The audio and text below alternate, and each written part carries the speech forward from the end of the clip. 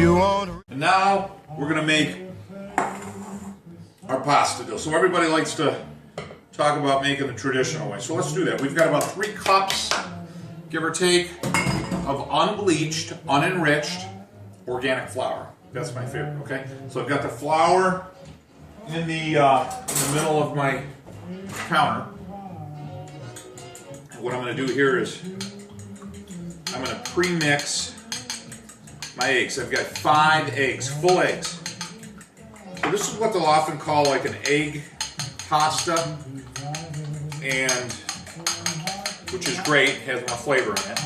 Pasta in the old Italy, especially in a lot of the areas that were very poor, they had. We're gonna put about a teaspoon of salt in the flour. So in poor Italy, what they would do is they would just take flour and water. So the old pasta didn't even have salt in it, and they were so poor. In fact, last time I was in Italy, we went to a home. We were invited to a home for dinner. It was so beautiful, and they were making the old version of the pasta. And I had asked her, why are you just making it with the flour and the water? And it was actually traditional to make it that way, even though she had the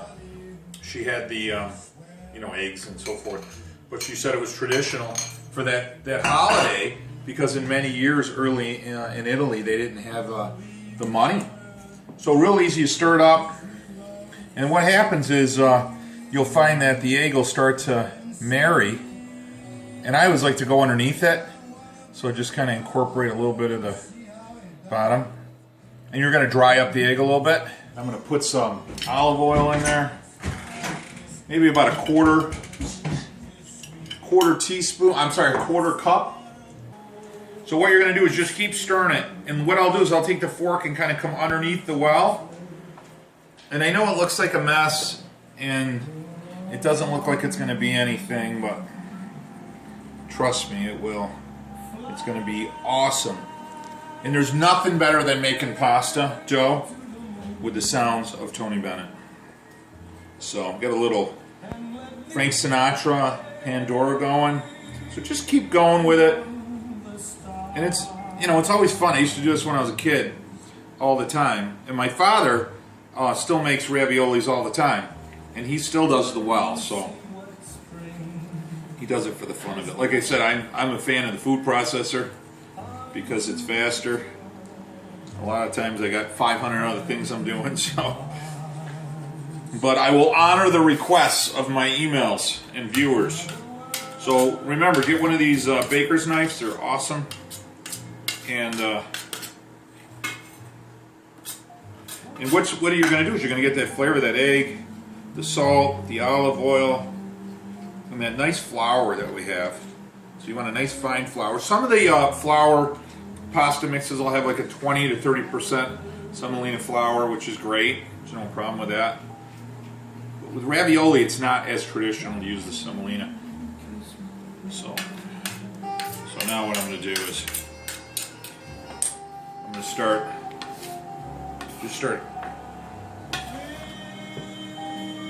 mixing that flour in that egg mixture.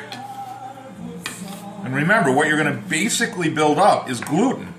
And you're going to work it for 5 to 10 minutes.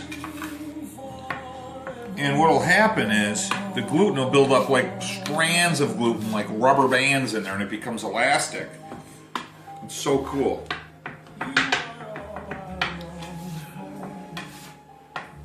And then what happens is it creates an elasticity, and you have to work the dough. You have to work the dough to let the gluten build up, because if the gluten doesn't build up, then as you roll the dough out, it's never going to hold. It won't have a good firm structure. So rolling the dough is really important. And I try not to get it all over. Now we're just going to work it with our hands. There you go.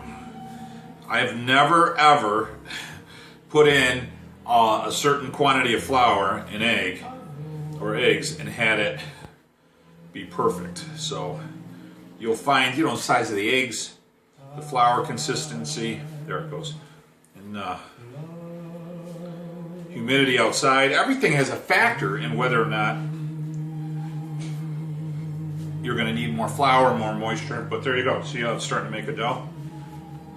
So cool. Isn't that cool? And with this, you're making a ravioli. You're not going to need a ton of dough because you're going to roll it out into thin sheets. Now, I've got one of the pasta rollers, which is great. And I love those. But I'll tell you, I find it so much better and less waste and just less time if I use the rolling pin. So I'm going to use a rolling pin. So this is also great if you've had my panna cotta. You get to work out some of those calories.